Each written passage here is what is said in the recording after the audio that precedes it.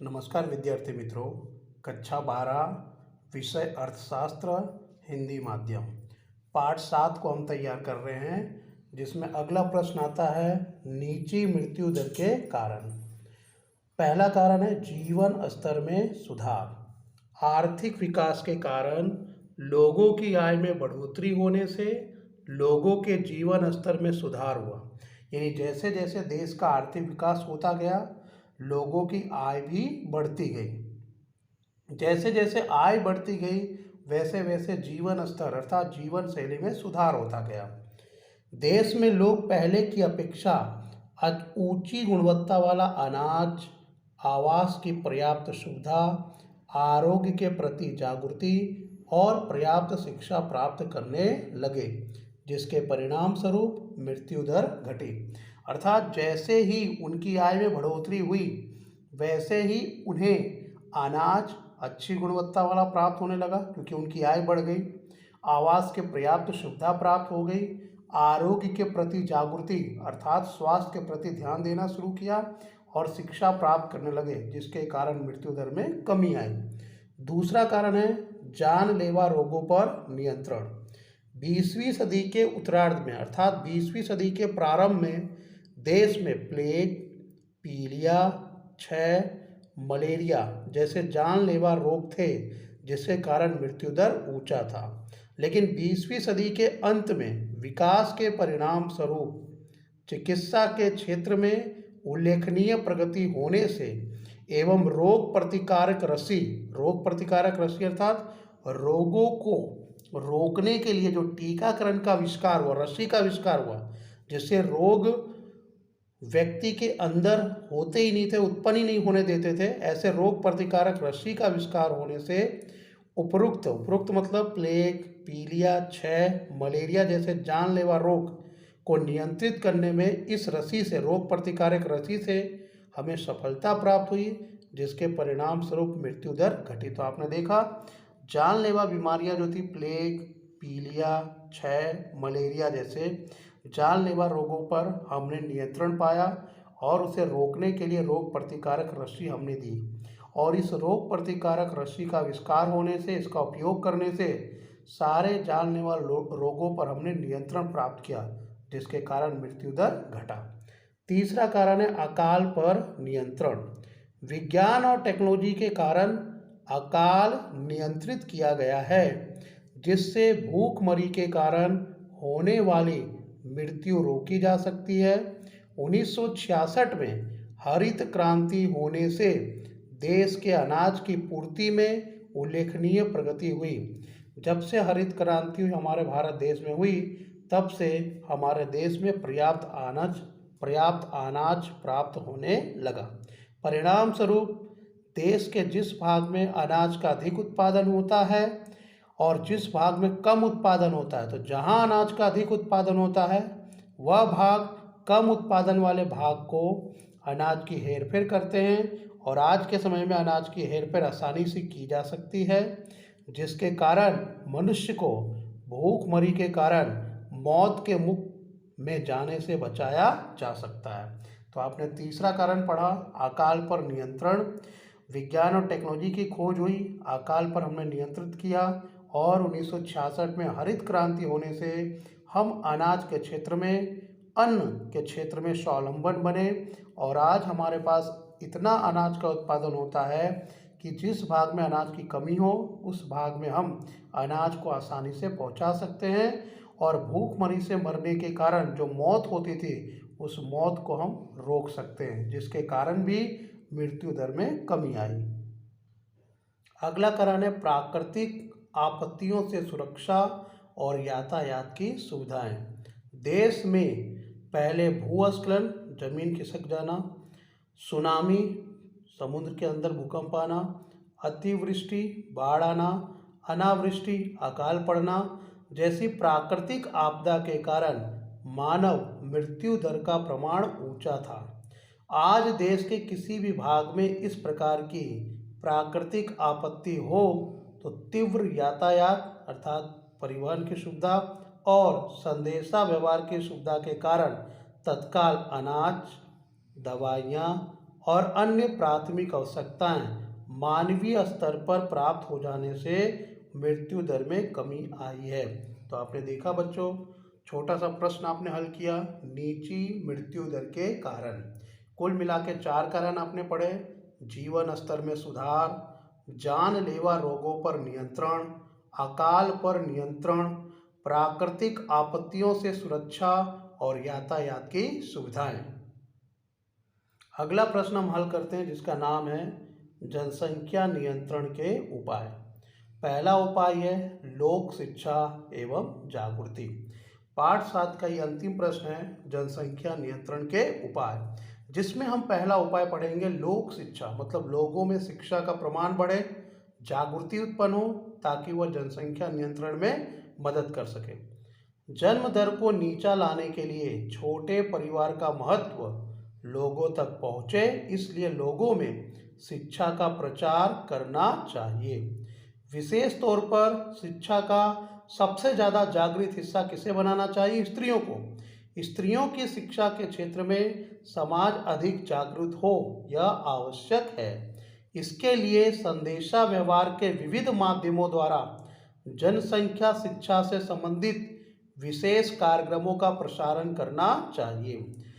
अर्थात स्त्रियों को सबसे ज़्यादा शिक्षित होने पर भार देना चाहिए।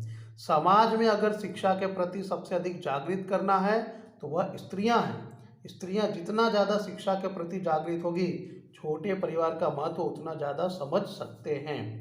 शाला कॉलेज में निष्णात मतलब विशेषज्ञों के द्वारा व्यक्तियों के व्याख्यान मतलब उनके भाषण रख सकते हैं, उनके द्वारा पढ़ाए जाने वाले कक्षाएं रख सकते हैं, वर्ग रख सकते हैं। तो शाला कॉलेज में निष्णात व्यक्तियों के व्याख्यान का आयोजन करना चाहिए, नाटकों के द्वारा, मूक अभिनय के द्वारा। मूक अभिनय मतलब जिसमें मुंह के द्वारा कुछ बोला नहीं जाता बल्कि इशारों और संकेत के द्वारा अभिनय किया जाता है। गीत इत्यादि के द्वारा जागृति लाई जा सकती है। अभी आप 2-3 साल या 4 या 5 साल पहले की बात करें तो दूरदर्शन, जब इन सभी चैनल्स शुरुआत नहीं हुए थे, तब दूरदर्शन पे ऐसे कार्यक्रम आते थे गीत के द्वारा, नाटक के द्वारा, जिसमें स्त्रियों को शिक्षित करने की बात कही जाती थी। सर्व शिक्षा अभियान भी चलाया गया है। वर्ष 2000 की जनसंख्या नीति में महिला शिक्षा पर विशेष भार दिया गया और एक जनसंख्या विधि के मतानुसार शिक्षा जनसंख्या का सर्वश्रेष्ठ साधन है। अर्थात जितना ज़्यादा लोग शिक्षित होंगे, जनसंख्या नियंत्रण उतना जल्दी और व्यापक प्रमाण में फैलेगा अथवा जनसंख्या नियंत्रण व्यापक प्रमाण में होगा। तो विद्यार्थी मित्रों, जनसंख्या नियंत्रण के उपाय में सबसे महत्वपूर्ण और प्रथम उपाय है लोक शिक्षा एवं जागृति, जिसमें सबसे ज़्यादा महत्व स्त्रियों की शिक्षा पर दिया गया है। दूसरा महत्वपूर्ण उपाय है परिवार नियोजन कार्यक्रम की असरकारिता। परिवार नियोजन से संबंधित कार्यक्रम को अधिक असरकारक बनाने के लिए लोक शिक्षा के साथ साथ परिवार नियोजन के साधन सरल, सस्ते और सुलभ हो, यह अति आवश्यक है।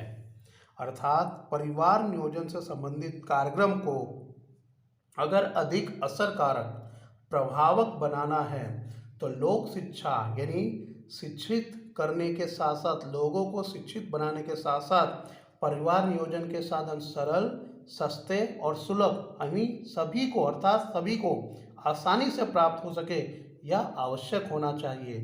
2000 की जनसंख्या नीति में परिवार नियोजन कार्यक्रम में परिवर्तन करके संबंधित कार्यक्रम को विशेष महत्व देने के बजाय अनैच्छिक गर्भधारण को रोकने के लिए अन्य सुरक्षित पद्धतियों पर भार दिया गया है। अनैच्छिक गर्भधारण मतलब इंसान, स्त्री और पुरुष के इच्छा के बिना गर्भधारण हो जाए, जिसे वह रखना न चाहता हो फिर भी गर्भधारण या गर्भावस्था में स्त्री आ जाए, इस बात पर विशेष भार दिया गया। जबकि हमें परिवार नियोजन कार्यक्रम पर विशेष भार देना चाहिए था, जिससे कि लोग परिवार नियोजन का महत्व समझ सके और जनसंख्या नियंत्रण में सहायक हो।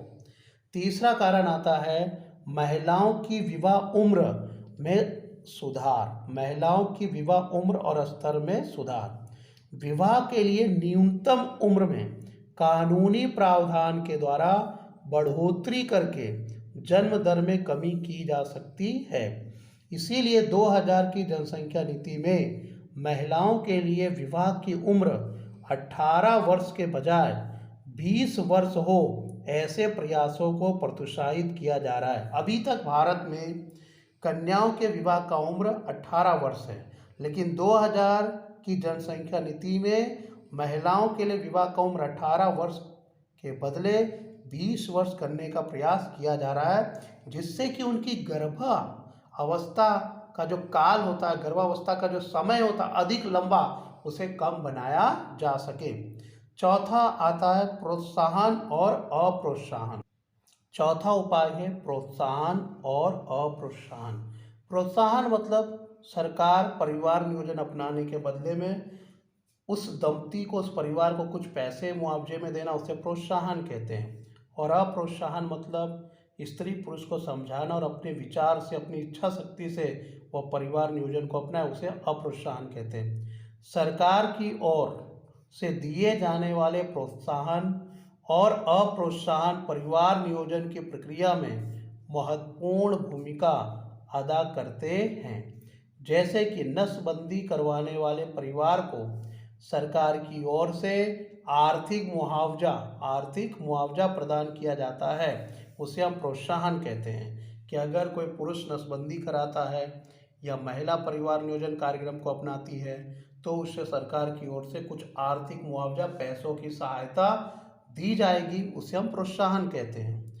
बढ़ती हुई जनसंख्या को रोकने के लिए चीन ने अप्रोत्साहन का विश्व के सामने उदाहरण प्रस्तुत किया है, जिसके अंतर्गत 2 बालक से अधिक बालक रखने वाले परिवार को दिए जाने वाले महत्वपूर्ण सरकारी लाभों को वापस ले लिया गया है। अर्थात चीन में कोई प्रोत्साहन नहीं है, उसमें ये नियम बना दिया गया है कि अगर आपके 2 बालक से ज़्यादा बच्चे हुए तो आपको कोई भी सरकारी लाभ प्राप्त नहीं होगा। जैसे भारत में सरकारी दवाखाना, सरकारी बस, सरकारी रेलवे, सरकारी परिवहन या सरकारी योजना या कार्यक्रम का लाभ मिलता है, भले आपकी कितनी भी संतानें हों। लेकिन चीन में ऐसा है कि अगर आपके 2 से अधिक बच्चे हुए तो आप ना किसी प्रकार का लाभ ले सकते हैं, सरकारी लाभ हो या किसी भी प्रकार का आपको बच्चों को छूट छाट मिलता हो, ये सारी चीज़ें आपको दिया नहीं जाएगा। जबकि थोड़े समय के लिए इसमें कुछ छूट दी गई, लेकिन कुछ समय के बाद 2 बच्चे से आप ज़्यादा बच्चे बना सकते हैं, यानी 2 बच्चे से आप ज़्यादा बच्चे रख सकते हैं, इसकी छूट दी गई थी। इसी प्रकार भारत के संदर्भ में विचार करें तो भारत के स्थानिक स्वराज के चुनाव में 2 से अधिक संतान रखने वाले परिवार को चुनाव लड़ने से रोका जा सकता है। चीन को देखते हुए हमें भी विचार करना चाहिए कि भारत देश में भी ऐसे नियम लाने चाहिए कि जिस व्यक्ति के 2 से अधिक अगर संतान है तो वह किसी भी चुनाव में उम्मीदवार के रूप में खड़ा हो सकता नहीं है, अर्थात चुनाव लड़ सकता नहीं है। चौथे के बाद 5वां उपाय है चिकित्सा सुविधाओं का व्याप, यानी चिकित्सा सुविधाओं का प्रमाण बढ़ाना और उसकी असरकारिता में बढ़ोतरी। भारत में मृत्यु दर नीचा होने के बावजूद विकसित देशों की तुलना में यह दर ऊंचा है। विज्ञान की मदद से प्रजनन तथा बाल आरोग्य से संबंधित सेवाओं तथा सुविधाओं में बढ़ोतरी करना, रसीकरण की प्रक्रिया को सार्वत्रिक तथा असरकारक बनाना, एड्स से संबंधित जानकारी का प्रसार करना, अन्य संक्रामक तथा जातीय रोगों के प्रमाण में कमी करना, इस प्रकार के कदम मृत्यु दर तथा बाल मृत्यु दर के स्तर को नीचा ला सकते हैं। तो आपने देखा बच्चों कि हमारे भारत में मृत्यु दर का प्रमाण कम होने के कारण, नीचा होने के बावजूद भी विकसित देशों की तुलना में यह दर बहुत ही ज़्यादा है। और विज्ञान टेक्नोलॉजी के मदद से प्रजनन, बाल आरोग्य से संबंधित सुविधाओं में बढ़ोतरी हो रही है, रसीकरण की प्रक्रिया सभी जगह आ गई है, उसे असरकारक बनाया जा रहा है, एड्स से संबंधित जानकारी का प्रसार, अन्य संक्रामक जातीय रोगों के प्रमाण में कमी करना, ताकि हम बाल मृत्यु दर को और मृत्यु दर को नीचा ला जा सके। विश्व में सर्वप्रथम जनसंख्या को नियंत्रण करने का प्रयत्न जनसंख्या नीति द्वारा भारत में किया गया। विकल्प में भी आएगा कि विश्व में सर्वप्रथम जनसंख्या को नियंत्रण करने का प्रयत्न किसके द्वारा किया गया, तो जनसंख्या नीति के द्वारा। भारत में भी किसके द्वारा आएगा, तो जनसंख्या नीति के द्वारा। नई जनसंख्या नीति कब लागू की गई, 2000, और इसकी समिति की रचना किसने की थी, डॉक्टर MS स्वामीनाथन के नेतृत्व में की गई। तो ये था बच्चों आपका पाठ 7 का अंतिम प्रश्न, जनसंख्या नियंत्रण के उपाय, जो आपको एक साथ 3 नंबर अथवा 5 नंबर में पूछा जाएगा। फिर से मैं वही दोहराऊंगा बच्चों, अच्छे तरीके से मेहनत और लगन से पढ़ाई कीजिए ताकि बोर्ड में आप अच्छे नंबर ला सकें और अपने माता पिता का नाम रोशन कर सकें। धन्यवाद।